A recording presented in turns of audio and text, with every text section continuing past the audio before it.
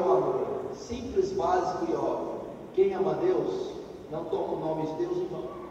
O amor é a comida da lei. Quem ama Deus não faz outros deuses. Quem ama o próximo não rouba o próximo. Quem ama o próximo não mente para o próximo. Quem ama o próximo não cobiça o próximo. Quem ama o próximo não mata o próximo. Então o cumprimento da lei é o amor. Se você está aqui essa noite, se você entrou aqui, eu e os pastores, este é o nosso maior dever como cristãos. Esse é o propósito da sua existência. Você foi criado para duas coisas. Só isso você foi criado. Primeiro, para a glória do Senhor. O universo não foi criado para nós. A terra não foi criada para mim. Meu corpo não foi criado para mim. Os seres vivos, as galáxias, foi criado para Deus manifestar a sua glória, para louvor da sua própria glória. Deus não tinha necessidade da existência, da criação de absolutamente nada. Deus é autossuficiente e subsiste desde a eternidade. Então, quando Ele forma o universo e cria o homem para a sua glória. Segundo, quando Ele faz o homem para amar a Deus, ser obediente e fiel. Todos que estão aqui essa noite estão debaixo dessa lei, desse mandamento: amar a Deus. Esse é o seu maior propósito e o seu maior dever. Jovens, adolescentes, adultos, líderes ou ovelhas, crianças, o seu maior dever é amar a Deus. Eu vou perguntar a você e depois você vai me responder no final. Você que está aqui, ama a Deus? Você que está aqui, ama a Deus? Eu quero deixar bem claro que se você não cumprir esse mandamento, esquece do resto.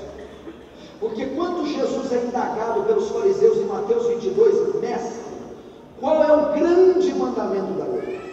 Qual é o maior mandamento da lei? Qual é o mais importante, mais profundo mandamento de todos?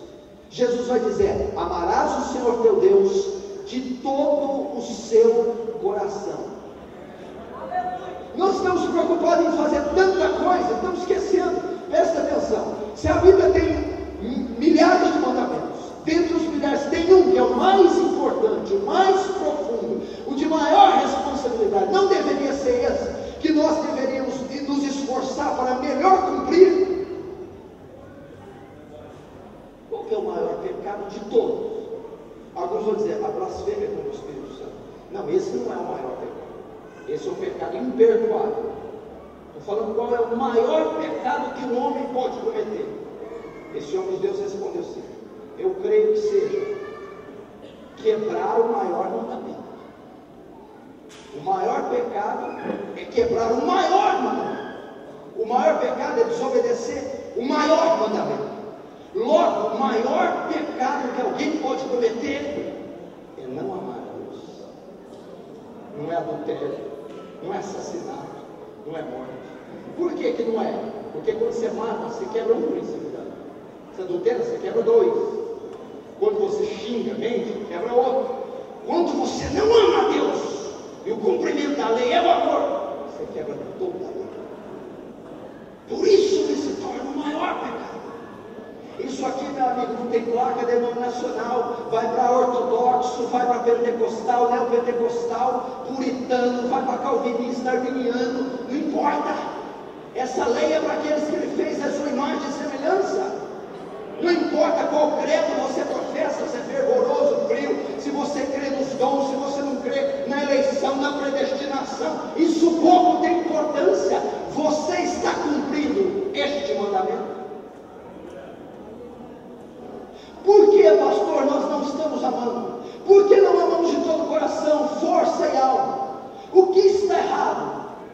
Primeiro, eu preciso conhecer quem eu sou. Segundo, eu preciso conhecer quem Deus é. Terceiro, eu preciso conhecer o que Deus fez. Eu nunca vou amar a Deus sem primeiro saber quem eu sou e quais são os meus pecados. Segundo, eu nunca vou amar a Deus se eu não souber quem Deus é, seus atributos, sua personalidade, seu caráter, seu temperamento. Terceiro, eu nunca vou amar a Deus se eu não souber o que Deus fez e o que Deus faz. Primeiro, para amar a Deus você precisa saber disso. Romanos 3:23, escute, presta atenção. Todos pecaram e destituídos da glória de Deus estão. Você precisa saber, nós somos maus. Antes de vir a Cristo, éramos perversos.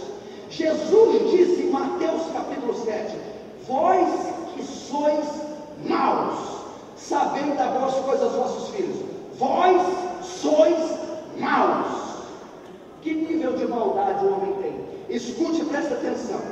Apenas escute. Gênesis 6:5. Olha só. E viu Deus que a maldade do homem se multiplicara sobre a terra, e que toda a imaginação dos pensamentos do seu coração era só má continuamente. Só se ama a Deus quando eu sei quão pecador eu sou. Pastores, não tirem a pregação do pecado dos púlpitos. O Espírito Santo veio para que a primeira obra do Espírito Santo, para convencer do pecado. Ministério que fala que está cheio do Espírito Santo e não ensina sobre pecado, é tudo menos o Espírito Santo. A mensagem do pecado tem que estar nos púlpitos. Temos que pregar abertamente contra o pecado. O homem só sabe quão pecador é. Ele só pode conhecer quem ele é se ele conhecer quem Deus é. Sabe por quê? O meu pecado nunca vai ser revelado. Eu nunca vou saber a profundidade dele. Eu nunca vou saber a podridão. Eu nunca vou saber o asco que ele é, se o meu pecado não for confrontado com a santidade de Deus. Então eu só saberei quem eu sou quando eu souber quem Deus é. Isaías capítulo 6, abre comigo, versículo 5. Então disse eu, ai de mim, eu estou perdido, pois sou um homem de lábios impuros. Vejam só ama a Deus aquele que sabe quão pecador é.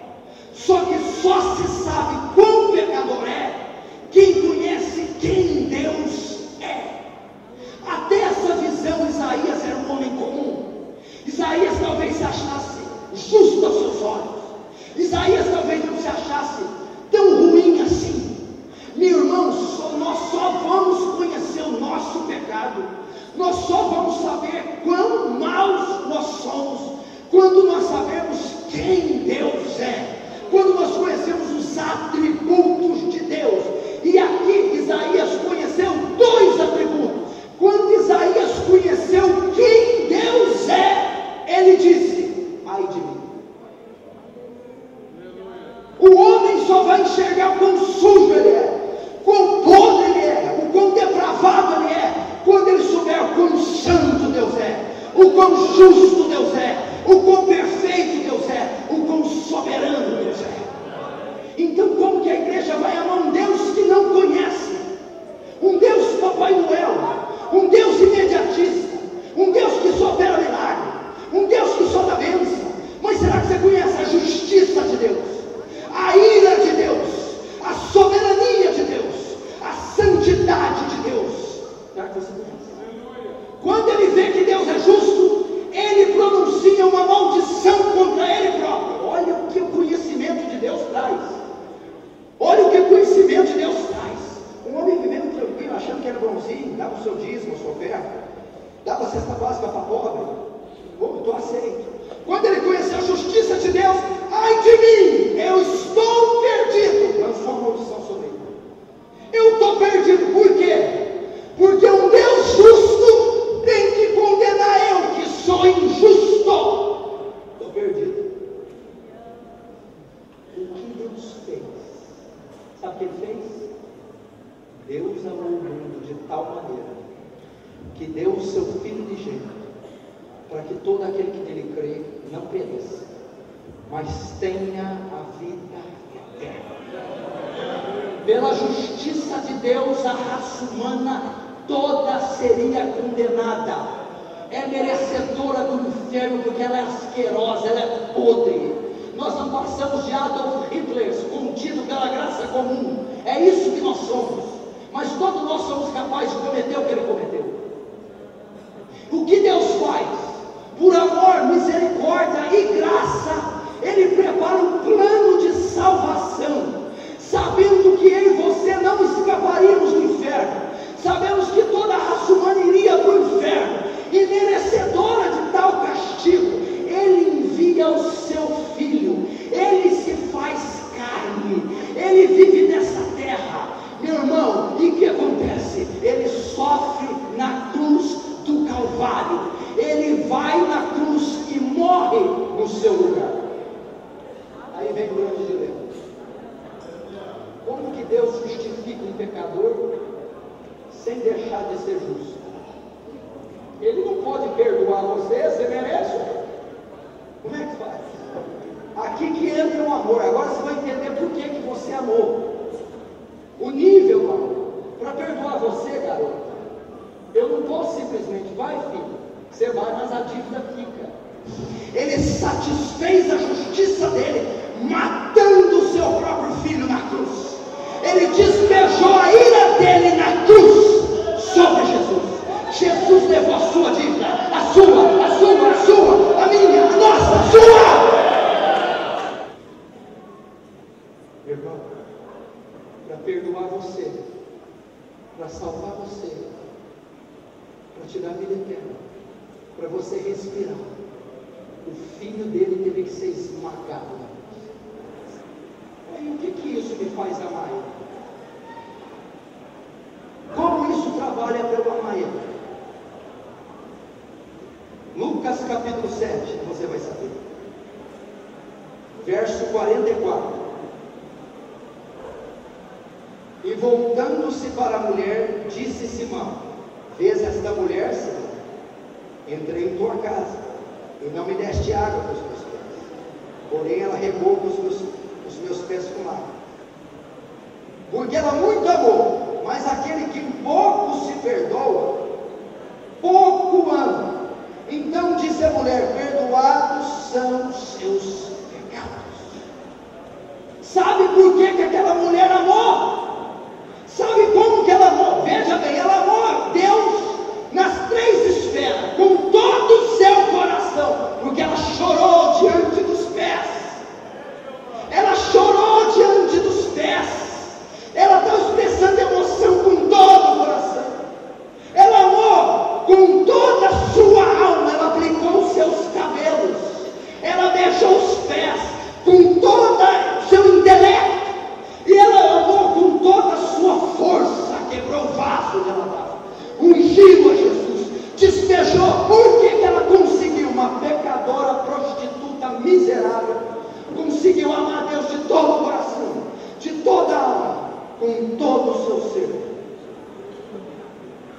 Porque primeiro ela sabia quem ela era, uma prostituta sem vergonha. Por que ela soube quem ela era? Porque ela conheceu quem era Jesus, santo. Por que ela amou? Porque ela viu que uma mulher tão suja, diante de um Deus tão santo, foi perdoada de um pecado imperdoável. Então quem muito é perdoado, muito ama. Só que só sabe quem é muito perdoado quem sabe quão